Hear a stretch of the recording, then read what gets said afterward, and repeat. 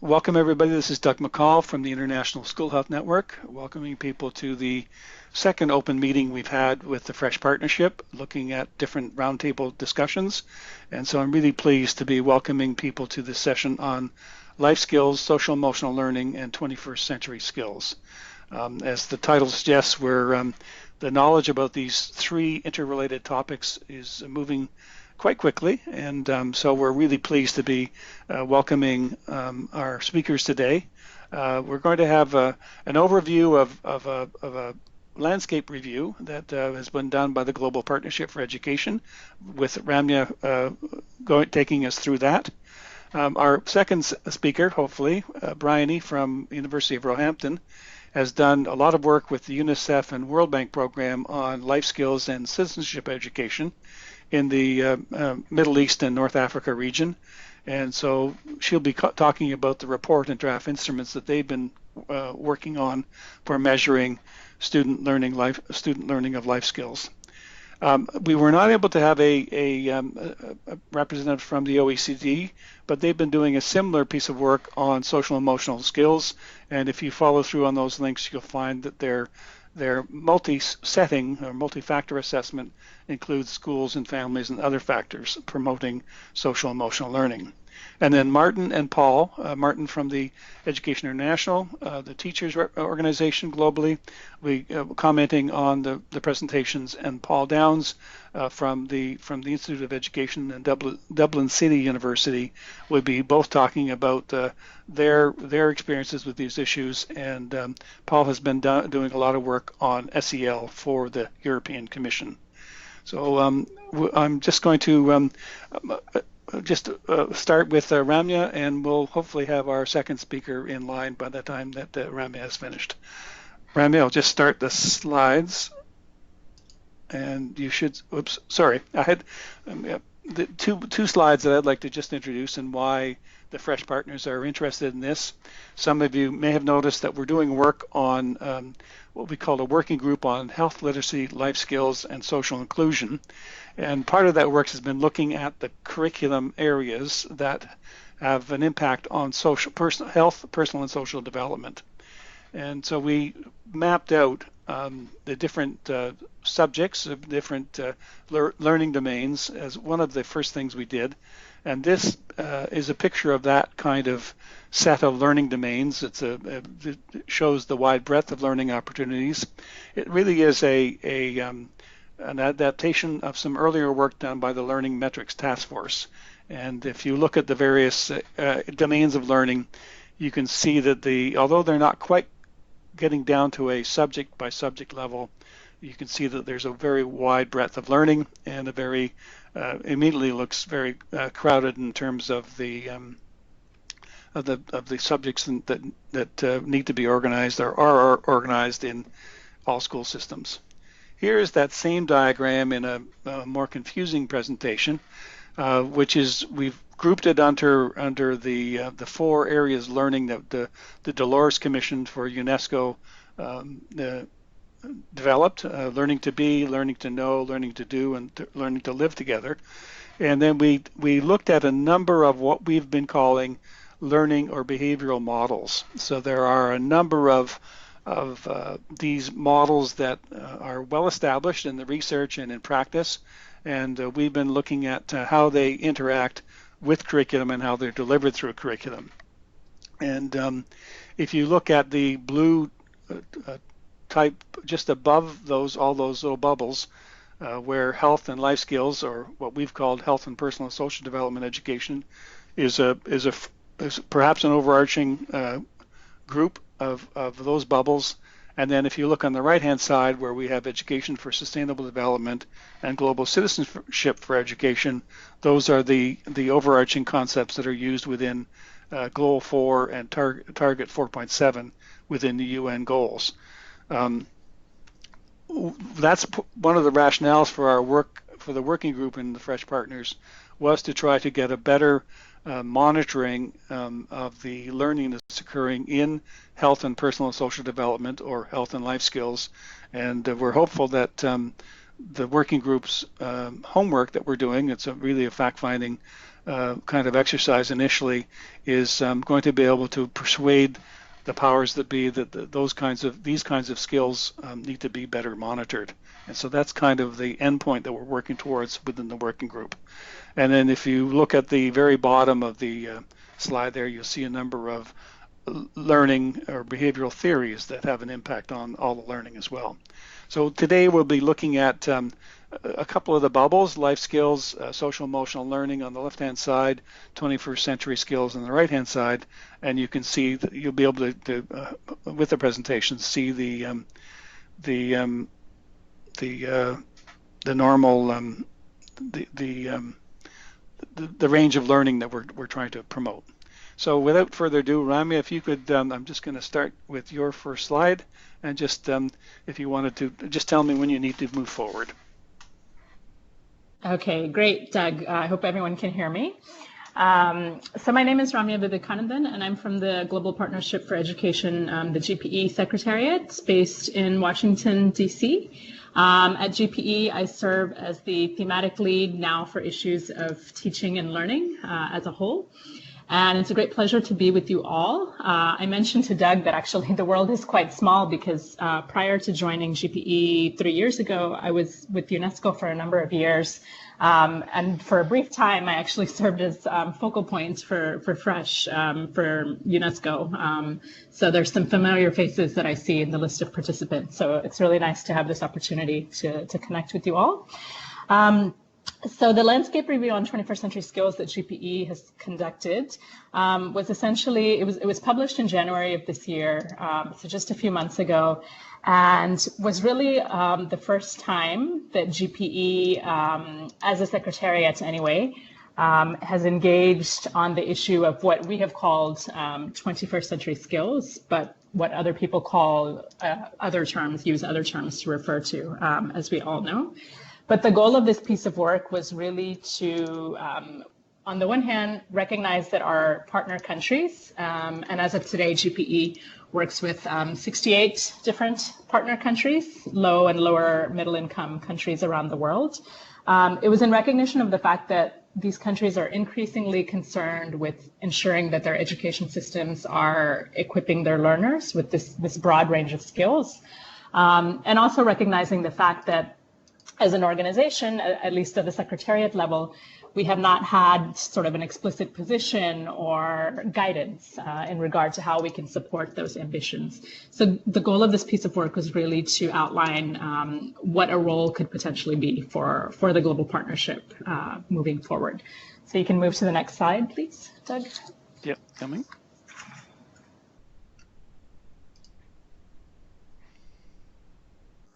Okay. So this piece of work was actually situated within a broader initiative that we have had called the Assessment for Learning Initiative, which actually closes up in a couple of months. But this was essentially a global initiative aiming at strengthening our country level efforts to strengthen national learning assessment systems, as well as to promote a more holistic measurement of learning. So it was a targeted initiative supported by two foundations, one with a particular interest in issues of whole child development. And thus this landscape review was situated around kind of a more broader piece around measurement efforts around 21st century skills. Although the review was not focused only on measurement or assessment issues. Next slide, please.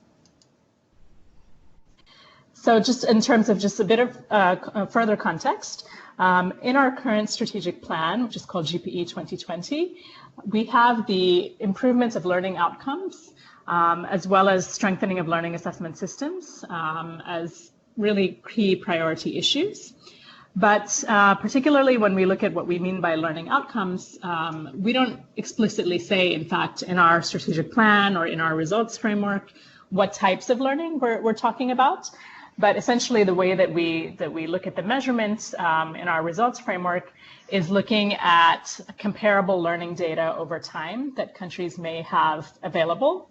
And as you all know, it's a challenge to have learning data that's comparable over time in any subject area. But by default, the few countries that are able to report on that the focus tends to be on literacy and numeracy.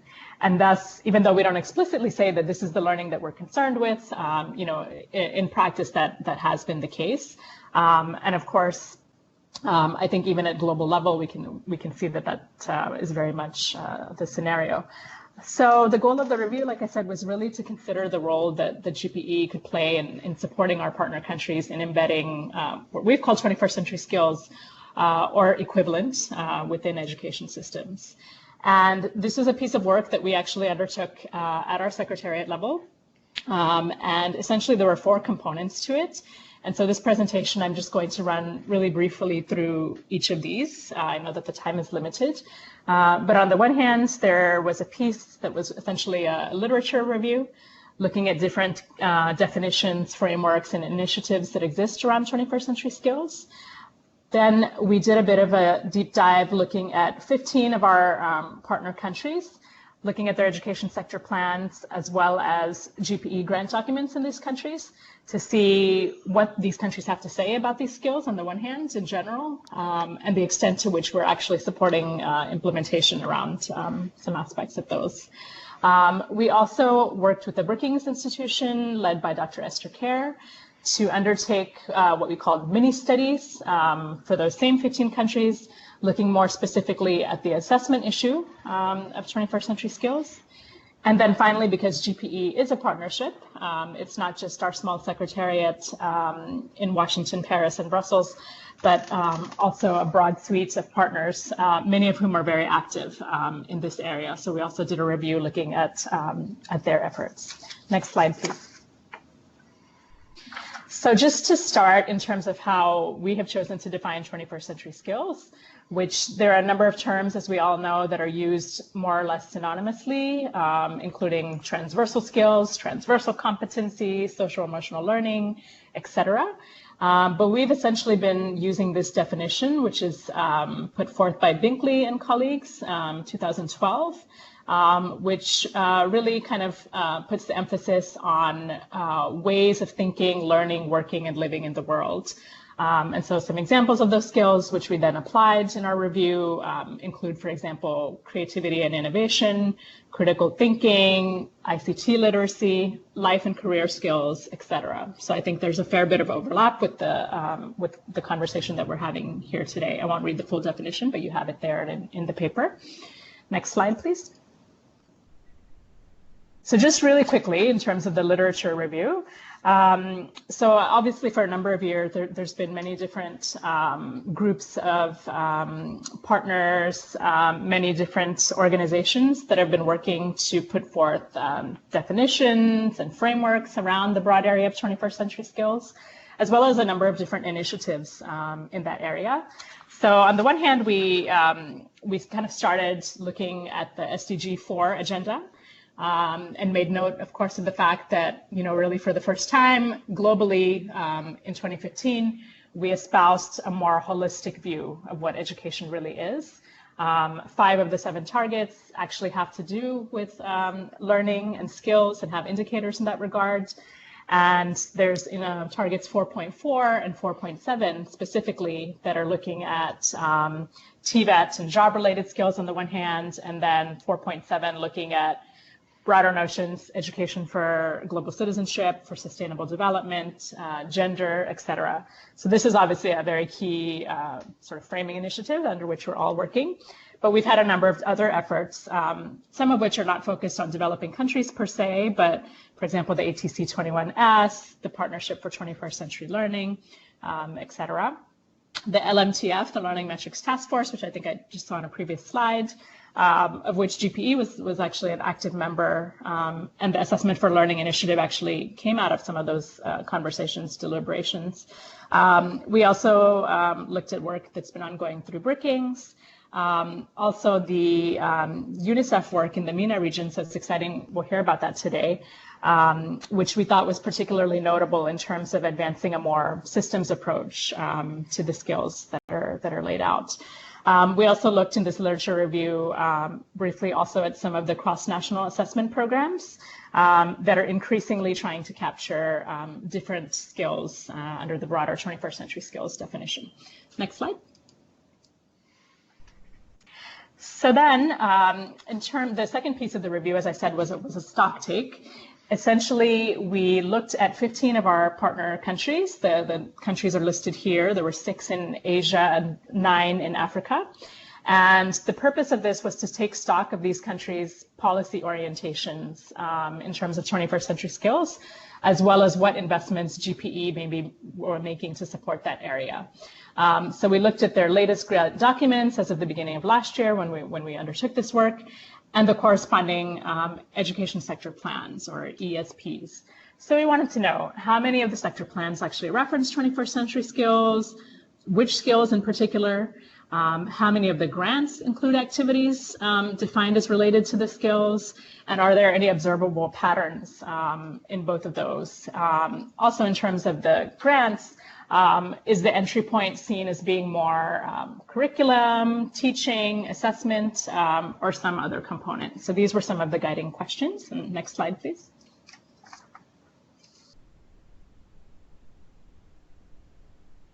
Okay, so yeah, this is just a really, really quick snapshot. I could say a lot more, but essentially what we found in the stock take was that all of the countries actually refer to 21st century skills within their education sector plans, saying that they have stated objectives, especially when you look at their vision statements, their mission statements, their statement of policy priorities.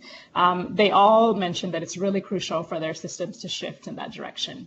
But only 3, in fact, Cambodia, the Gambia, and Mali, actually referred to any work around 21st century skills in their SPIG or their GPE grant document program components, which of course doesn't mean that they're not supporting work around that, either driven by the governments themselves or supported by other partners. It's just that GPE grant funding has only been used, at least in this subset of countries, in the case of 3 of the GPE grants. And of those 3, all of them were specifically focusing on teacher training and pedagogy as sort of being the entry point to drive some of that work. So ultimately, what the stock take suggests to us is that there seems to be, and again, it's a small sample, it's only 15 countries, but generally speaking, we also know this kind of more anecdotally and in talking to countries, there seems to be a disconnect really between sort of the vision and the discourse in terms of what countries want. At a sector level, they really want to, make more of a 21st century skills emphasis in their education systems. Disconnect between that and then the application of GPE grant funding towards concretely implementing some of those activities. Though, as I said, other partners, governments themselves, may be funding such work themselves. But ultimately, there does seem to be a disconnect at the implementation level. Next slide, please. So then the mini studies, again, just a really brief overview. As I mentioned, the Brookings Institution coordinated these studies in the same countries, in the same group of countries, doing a deep dive essentially on assessment issue of 21st century skills. And in the Asian context, these are referred to as transversal competencies for your information. So the studies are essentially trying to illustrate the degree to which these skills are reflected, either directly or indirectly, in national and classroom level assessment tools of the sample countries. How and in which countries and learning domains, and whether there's potential to adapt existing assessment tools to better integrate these skills. Next slide, please. Sorry, there's some animation here, but you can go ahead and pull through the whole thing. Thank you. So again, just a very brief snapshot, but what the mini studies show us, actually in both regions, there wasn't really that much variation. The tools that were gathered by the countries, which were essentially, I think all or mostly classroom assessment tools, they weren't designed to specifically capture 21st century skills or transversal competencies. They weren't designed to assess these particular skills. But many of them actually had clear potential to be slightly tweaked in order to capture some of these within a broader subject domain, such as language and literacy, mathematics, or science. So that was really seen as a promising finding, because it means essentially that we don't have to start from scratch necessarily when it comes to assessing these skills. We can really work with what we have. And indeed, Brookings went on to work with 3 of the countries in each region in order to then actually develop classroom assessment tools for these skills, really working on the basis of what was already there. So that's quite exciting. And so the report from Asia has been published by UNESCO Bangkok. You can find it on their website, on the UNESCO website. And then the Africa report will soon be published as well by UNESCO Dakar. Next slide.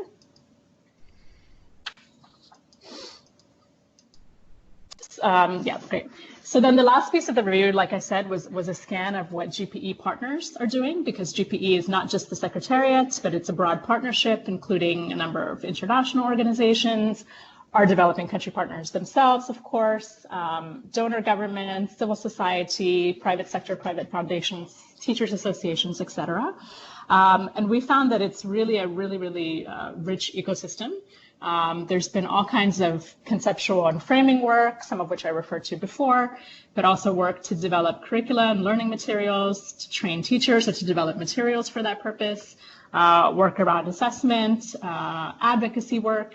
And so some of the examples cited by the partners that we spoke to are listed here, UNESCO, and I see that some of the colleagues are actually here on this call. Bassam, I think from UNICEF is here, Martin from EI, who we both spoke to. So really, a broad range of different efforts that are underway. So all of this, begs the question, since it's already, such a sort of rich space, what, if anything, should GPE as such be doing? So what ultimately we found in doing this scan and looking at other pieces of this review is that what may be absent is an understanding about how to implement a 21st century skills agenda from a whole system perspective. There seems to be a clear need for research, capacity development, knowledge exchange, advocacy, et cetera, really leveraging the expertise of all different partners into how, from a system sort of lens, countries can make that shift. So in other words, not just focusing on the teacher's piece or just the curriculum piece, but really bringing all of those different things together. And considering our role as GPE, this is something that the review suggests that could be a natural sort of next step for us. So I'm sorry, I think I'm just about out of time, but I just have a couple of concluding slides. Next, please. Sorry, you can go through the animation. I forgot to take it out. Right, okay, oops. So I won't, whoop. Right, so yeah, I won't go into this too much. I pretty much already said all of this, but essentially there's been a rich history of work. Our countries are increasingly moving in this direction. We have the potential to develop, build off of what's already there to push this agenda further. But it's really about finding what is the right space for GPE. So next slide, please.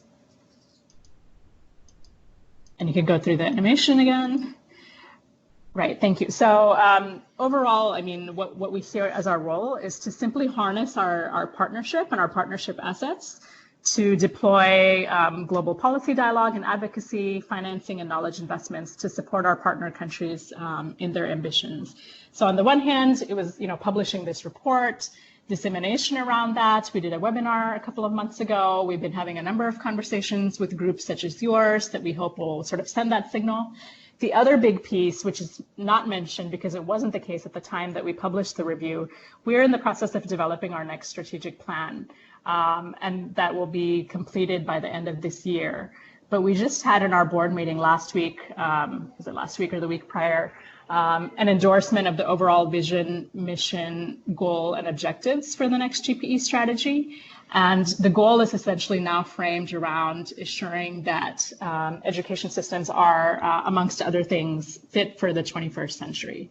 So that to us is sort of a key win, let's say, in terms of, having this piece of work reflected in terms of our overall orientation for the future. And we hope to participate in more policy dialogue and advocacy and to encourage research and knowledge sharing amongst our partner countries in regard to this broad issue.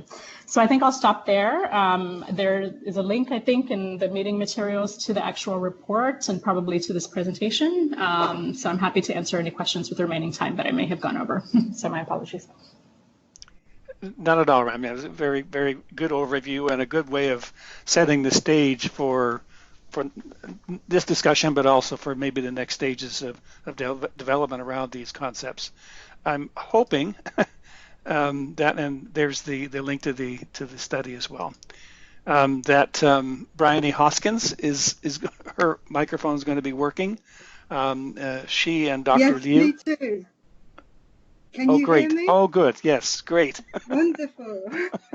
Great success. I'm really pleased about this. Yes, I just came from a Zoom meeting with researchers on this project from Palestine, Egypt, and Tunisia. We had no problems at all, and then I tried to connect here today. And now, and yes, but the main thing is that I found a way in and that you can hear me, so that's great.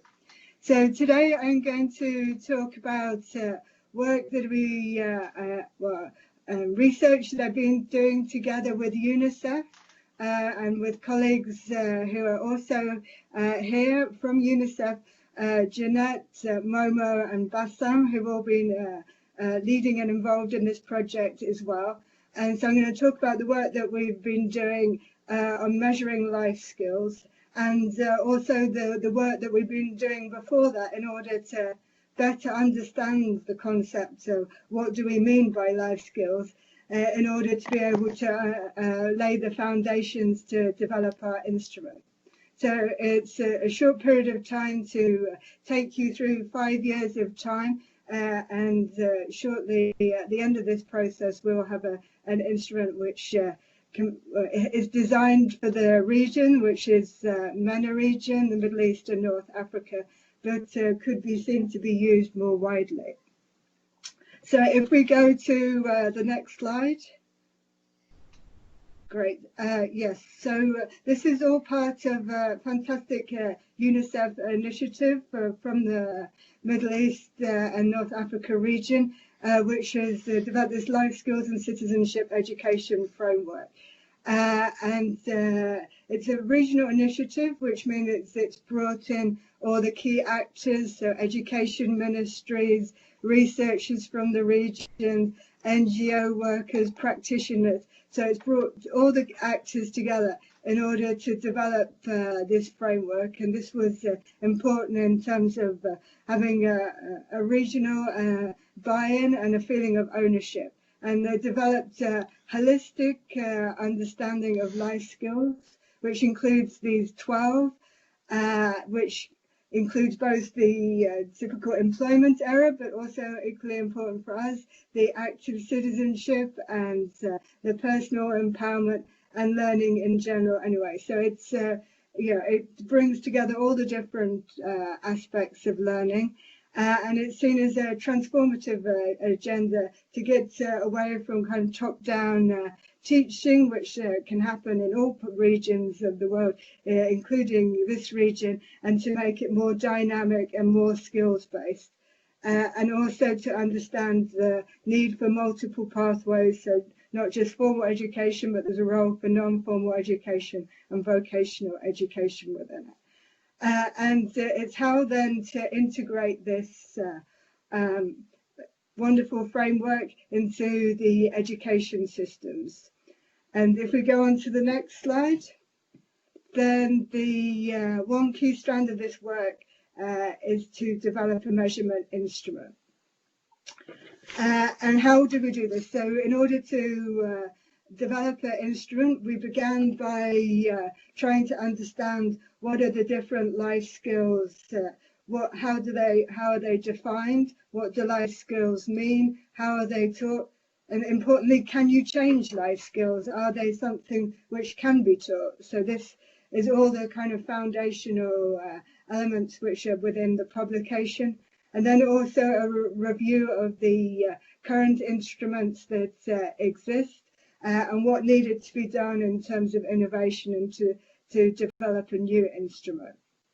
So we have the two phases, phase one, where it's the evidence base, and phase two, which was the development of the actual instrument itself.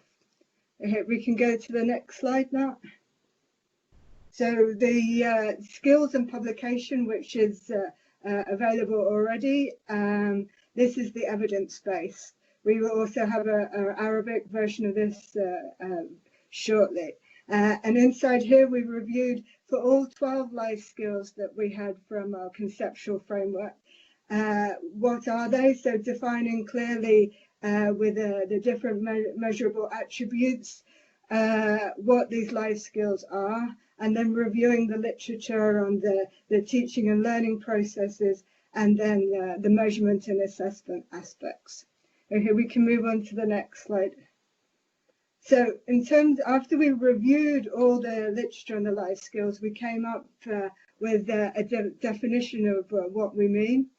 And of course, it's closer to the other concepts in the field, but the way we defined it based on the literature was that they were transversal skills. And so they're skills which could be used not only in a school environment, but in a work environment and in life in general, or trying to change things in civil society. So skills which can work in different domains. The life skills are understood as not only skills, but needing to combine attitudes, values, behaviours, and also domain-based knowledge, because in order to be able to do something in one particular domain, some knowledge is also required, as well as the skills to do it and attitudes to want to be able to do it, and the behaviours as well. So all these different aspects need to work in harmony together, and there's not that big split between cognitive and non-cognitive. To do life skills, you need all different parts of your brain working. We also noticed with the literature that there are different optimal ages for education interventions. So for example, with empathy, then 0 to 5 is the crucial years for learning skills of empathy. But for skills on participation, for example, these can be effectively learned between 15 to 21 or so. So it's not to say that you can't learn them throughout your life, but there are different points where interventions have been shown to be effective. And that these skills could be learned or can be learned in schools. They can also be learned at home or in the community or in vocational colleges in different pathways and different possibilities. Okay, we can go to the next slide. So how can life skills be taught? So we from the literature, we could see that they're learning through doing, and so learning through participating and trying out the different skills of problem solving, and to learn about cooperation. Well, you need to do group work, you need to be involved in a situation where cooperation is required in order to learn this skill. And that either through real life experiences or particular problem solving scenarios, or simulations of a particular problem, these are also good ways to learn life skills. And that the environment which should be organized and run in a coherent way with the values and attitudes. So if you treat in a very dictatorial way, life skills, you won't learn about the need to be participatory or the need for empathy if you teach these skills in a way which is holds different values.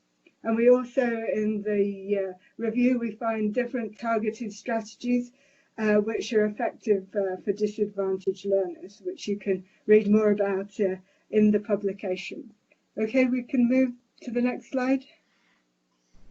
And we did a review of the assessment instruments for each of the 12 life skills. And we identified those which were most useful, and some of those are in the instrument that we have. But we found that a great deal of what was on offer at the moment is privately owned and not for public good, and this includes cognitive, particularly cognitive items. We found that self-reporting items were still the most used and still considered the even the most effective in this domain, which was quite a surprise, although we found and used situational judgment tests, which are a particular form of self-report items. And also that many of the existing instruments have not been tested or developed in lower income countries or across different social cultural contexts. So not necessarily be able to use them directly without field trialing anyway. Okay, we can move on. So we've developed this large evidence base in order to move to the second stage, which was the development of the instrument. So if you look in the publication, we have the different definitions which we've taken on board to develop measurable attributes, which we've then found. We took all the existing instruments and found those which would fit best with what we have. We identified the gaps and worked with researchers and experts in the field and from the region in order to develop new items. And the publication reviewed what the latest research is saying in terms of innovation, and that's why we developed the situational judgment test as part of the new instrument. Okay, we can move on. So what we have now is at the end, or coming towards the end of the first part of phase 2, we now have an instrument which will be available, I think, from autumn this year for large-scale national assessments for grade 7. So for young people in our region, of the MENA region, aged between 12 and 14. So, as I said before, the instrument was developed together with international experts and particularly experts in ministries of education from the region. So it's an accepted instrument based on the experiences of young people from MENA. And we did an important and thorough field trial in Egypt, Palestine and Tunisia, with with numbers of students, about 1,500 in each country, and more or less a representative sample in each of these in order to be able to test the instrument. And we chose these countries because they represent the diversity of MENA. So this is in order that now we have an instrument which, with a few tweaks and final touches, which we do at the moment, should be able to be useful for the field. If we go now to the final slide. Yeah, great. So, yes, in conclusion, then that we have an instrument for 8 of the skills. We're working on developing a 9th, so the 9th might be ready by autumn. And then we will work on the final 3 to complete. So we have the instrument for 12 skills.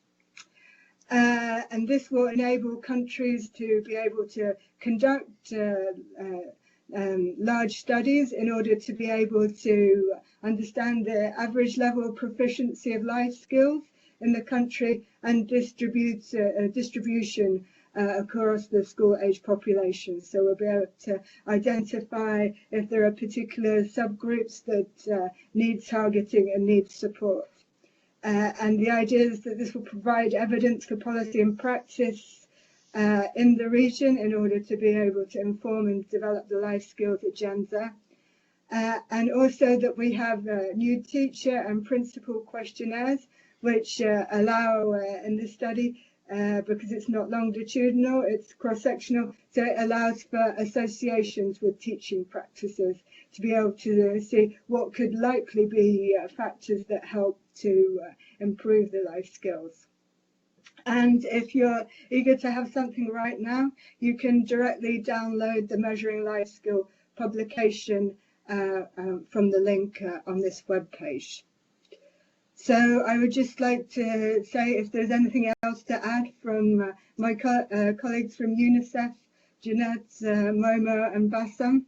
That's mostly it from me, and just to see if they would like to add something else. Thank you. Thank you. And UNICEF colleagues, if you wanted to add to the remarks that just been made. Thanks. This is Momo from UNICEF MENA Regional Office. Thanks so much, Bryony, for presenting this. Nothing to add from my side, but ready to respond to any questions. Thanks. Great, thanks. Further comments? Moving to, we're running a little bit behind, but we do have some flexibility with time, hopefully, that we can, since we started a little bit later.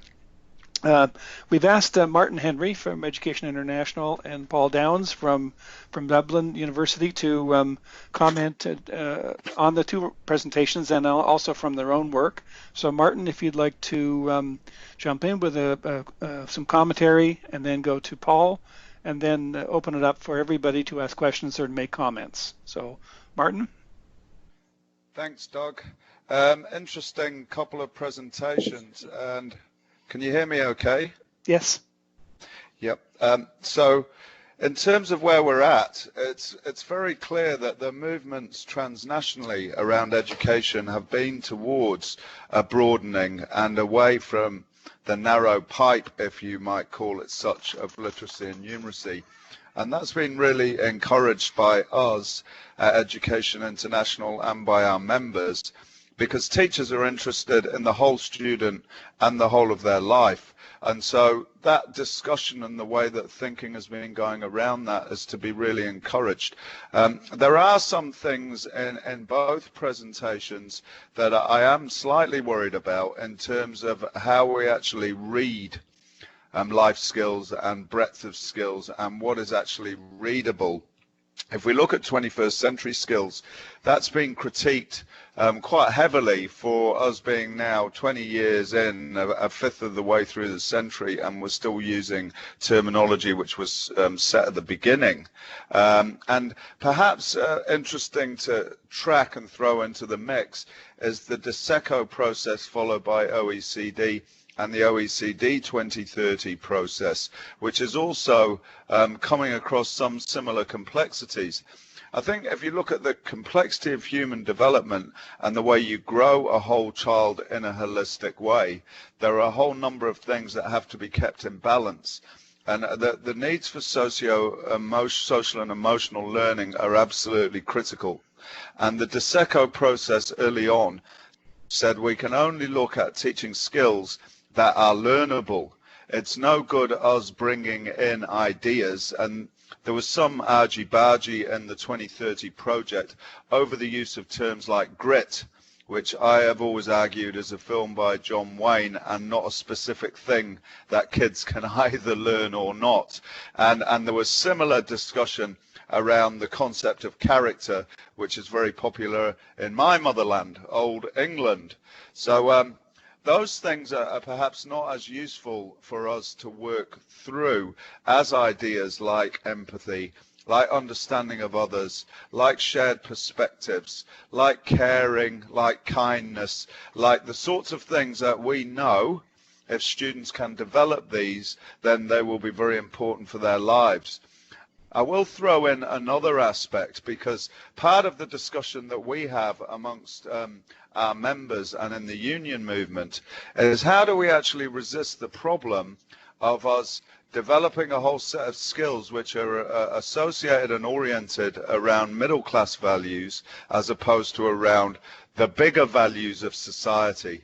And I think that is a difficulty, one that we are working through navigating, and I'm always interested in my colleagues in this network, and Doug does a great job at wrangling us all through a process which enables us to listen to each other in a way which means that we're able to have a stronger foundation for moving what is critical in this healthy schools approach forward. We would argue that social and emotional skills you might want to think about at the meso level, that is at the school level or above, but you wouldn't want to think about at the individual student level, because if you are labeling one student as good and another bad in this particular area, you can understand how the picture might build up. But we do need to be able to track and talk about and develop And I think we need an honest conversation about this, around how we develop these skills and these ways of thinking. I will refer to a piece of research which we're just about to publish, which is teacher professionalism, teacher professional development and curriculum, enhancing teacher professionalism in Africa, which was done for us by Yusuf Saeed, and comes up with a way of looking at curricula across the African continent and thinking about how you make teacher professionalism the thing that makes the difference in these areas. And that's where I think I'll finish, because I know that others are going to want to ask questions as well. The system perspective, I will completely agree, is critical. And I think Bryony's focus on citizenship education is really important too. I'm interested in how we do that in a way that centres the professionalism of the teacher and gives professional autonomy a say on how they shape things in the way they move along the line. Thanks, Doug. Okay, thanks, Martin. Paul, do you want to jump in and add your comments and thoughts? Thanks, Doug. I'm going to come back, I think, on three particular points that are raised by Ramya and Bryony. Ramya's whole systems point I'll come on to in a few minutes, and Bryony's points about challenging a top-down teaching dictatorial model of this, as well as the issue of cultural sensitivity, not only in testing tools, but more generally in our conceptualization of these issues. Just to say at the outset, from a European Commission perspective, there's a new key competence for lifelong learning in the last 2 years now, called personal, social and learning to learn. So this is gaining great momentum at European level, the notion of a personal and social development. To note also that in recent discussions, the emphasis seems to be very much on seeing assessment here as formative assessment in this area, not summative assessment, making the kind of value judgments of individuals that I think Martin was also, concerned about. So we're certainly looking at it in the European context at formative assessment as a way forward in this area, particularly on the social and emotional education aspect, which of course is not necessarily all of the angles that our presenters have talked about today. Going on to the issue of just the issue that Bryony raised about going away from a dictatorial approach, I think we need to look at, where are students' voices in all of this? Are we co-constructing these issues with students, or are we trying to use this as an agenda to do things to students that is an instrument of social control agenda? I think we need to be clear that the danger of a poor approach with social emotional education is that we become emotionally manipulative of our students, trying to impose an older generation's values onto other emerging generations' experiences. So we need to be very careful around that.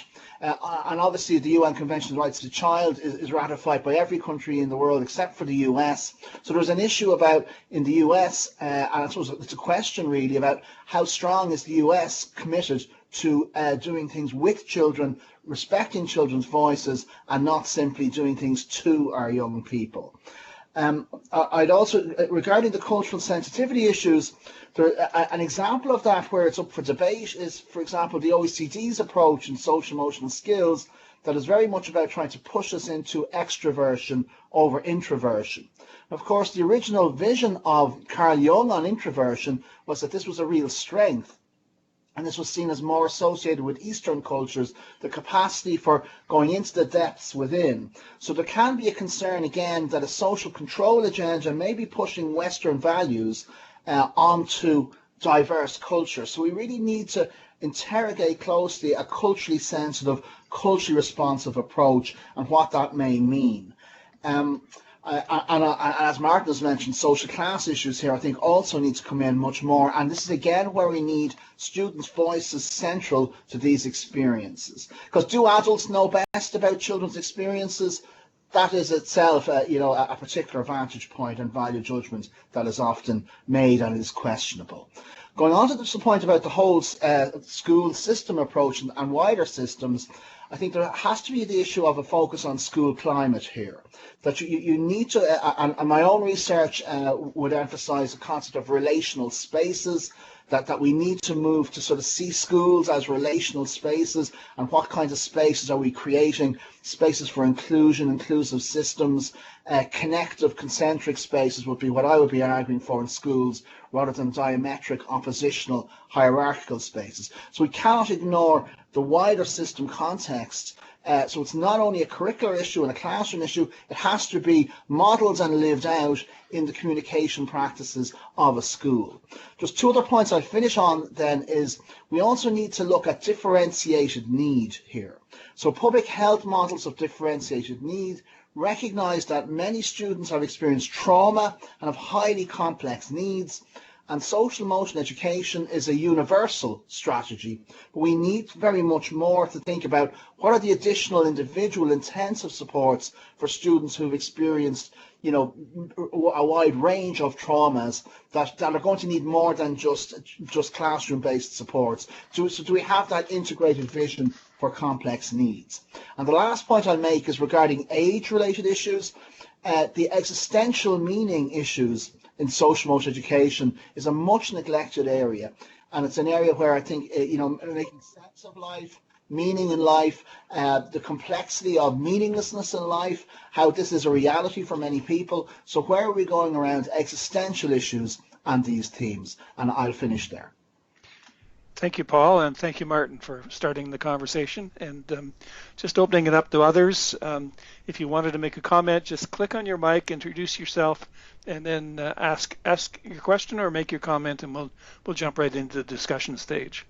I see Srikala has made a comment about looking at impact assessments, the need to be able to see how that works. As picking up on Martin's point, it may not be at an individual level, but perhaps at a collective student level in terms of randomized tests. Is there a movement along for all students in a given country or state, making movement along these issues, along these skills and knowledge and so on? And so that's maybe one comment. Others, please just jump in, ask questions as you see fit. Doug, I just wanted to check with Bryony, because they said that it is mainly developed between 12 to 14, children between the age of 12 to 14.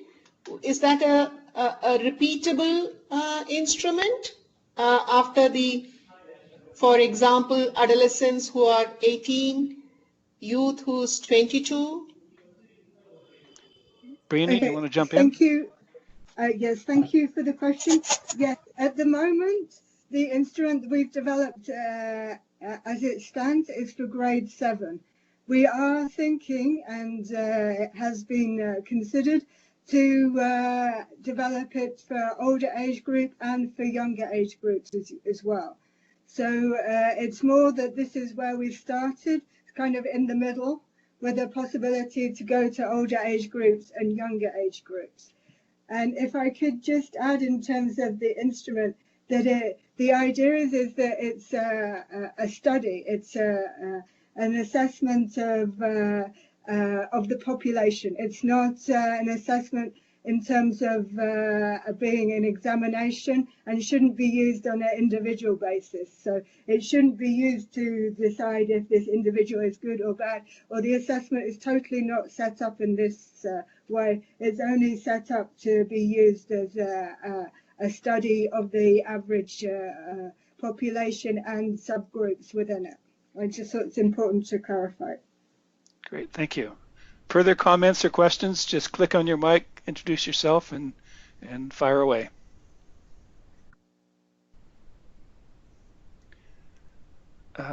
Maybe I'll start with one. It just relates to the work that we've been doing in the FRESH partnership, and just a bit of background. The working group on health, literacy, life skills, and social inclusion is very broad, and as that slide at the very beginning indicate, we're looking not only at the curricula that is offered, but also the social emotional climate within the school, and even, as Paul has mentioned, services and support provided to students. So it's things that can be learned formally in a classroom, but also things that are learned and supported outside of the classroom and indeed into the community. So it's a very broad view. And we as a process in that, we're really pleased to be able to note that we're going to be doing a fact-finding survey asking Ministry of Education, Ministry of Health people to respond to a number of questions about the status of different programs and services, so we'll get a better handle on that. And one of those will be whether or not there's a health and life skills core curriculum of some nature, or what we call a health and personal and social development curriculum of some nature, that will give us a little bit of information as to what is the intended curriculum supposed to be doing, not so much the delivery of it, but at least the intended. And then we'll also, and that's working closely with UNICEF, another part of UNICEF that is doing that survey. And then the second part of that will collect a significant number of documents, not only the curriculum documents from all countries, but also their related policy in terms of the national curriculum framework documents that many have, and we'll also be collecting the documents they have on topics or models such as learning skills or 21st century skills. And those materials will be all stored within the UNESCO clearinghouse, so people will be able to have access to them for further analysis and further work. So it really is a fact-finding and a document collecting strategy, which is going to be launched in August and collected through. And so hopefully that's going to be a fact base that we can work with moving forward on this, because it really is challenging to with all the issues and scope as has been presented, to be also bring it back down to the ground level as to what exactly our country's trying to do, and then what exactly do they have in terms of their policies and curriculum in place that they're trying to do it with. And then moving, as we've learned today, towards doing some sort of assessments within that. So it really is an exciting time for these kinds of discussions around what I've struggled to put together is the different perceptions, whether it's life skills or whether it's 21st century skills, or whether it's social emotional learning, or is it, as many in Europe call it, personal and social education. What's the scope of those concepts, and how do they actually get taught or supported in schools? So it really is getting to the how, and how countries can do it effectively, because each country will have to do it in their own way, how they can get to it. So any further questions or comments as we begin to close up? Yeah, maybe if I can come in, this is Jeanette from UNICEF, and just a bit on the experience we have with our life skills and it's an education SIP approach. 3 points. One is on the whole development of the concept. I mean, it took us 2 years to come up with the 12 skills that Bryony presented, and it was a very interactive process and a lot of discussion and so on, and it was really driven also by countries, by ministries of education, to make sure that there is a common understanding and agreement on what exactly all these skills entail, and we had lots of discussions about that.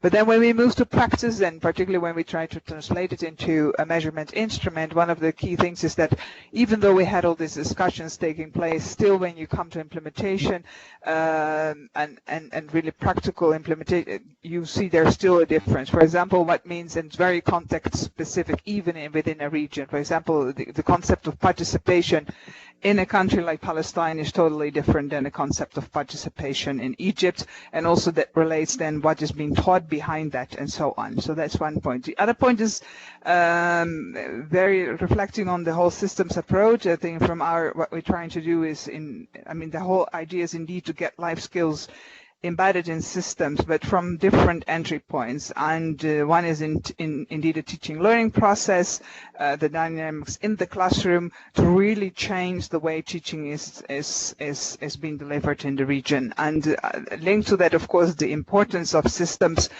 making sure that it links to curriculum and gets integrated into curriculum. And then, of course, the whole issue of the school environment, that for life skills to be really practiced, the school also needs to breathe them. Otherwise, it's very difficult. I mean, if you talk about participation, and for example, there's no way that children actually can participate in any decision making at school level, that is contradicting the messages. So there's paying attention to all these different dimensions and including the multiple pathways within school, outside of school, curricular, extracurricular, and so on.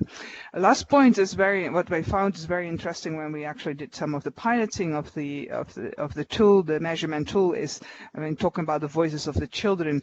The children were very, very excited about participating in that, and some of them in some of these countries, the response was like, this is the first time actually people ask our opinion. How do we feel about certain things?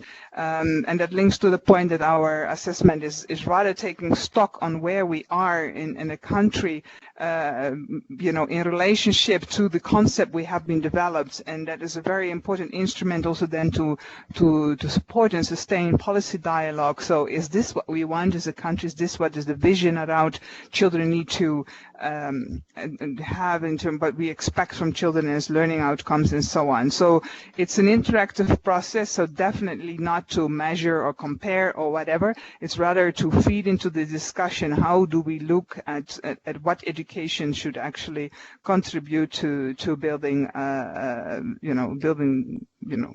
working on the child and what we want education to actually bring over. Thank you, Jeanette. Further comments or questions? Maybe returning, Ramya had to go to another meeting, but she has left her email address in the chat box if you wanted to take a look at that, and we'll post it into the session description, and where the slides and the recording will be housed as well. So this has been very interesting, very wide-ranging, but also down to the nitty-gritty, and I'd like to thank our speakers today for the presentations and remarks they've made, and to our colleagues from UNICEF. And I do want to note the World Bank in the MENA region was involved, I understand, in the study that Briony described, and it was, and I'm smiling as I say that it was a nice chance for me to reconnect with an old friend from the World Bank at the global level, Koji Miyamoto, who many of you will know already, who worked on social emotional learning at OECD and is now still engaged in the issue at the World Bank. So very pleased to have this presentation from three of our partners in the FRESH partnership and the good work that they'll be doing. I'm going to finish up with the recording part, ask the speakers for any final comments or thoughts before we finish up. Could I make one point, Doug, if you wouldn't mind, which is that I think that the inclusion dimension of this is a huge opportunity, that, to foster inclusive systems, that social emotional education, requires a change to relational space.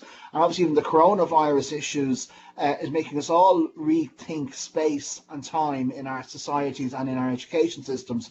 So I think we need to look at how we can change the spaces in our schools to help this happen, but also from the inclusion perspective. And it's been one of the key rationales for the EU Commission to push this area, is that this can create inclusive societies, inclusive systems, challenge issues of discrimination, bullying, early school leaving, that all of these, by creating an open communicative culture in the school, it has all of those social benefits as well.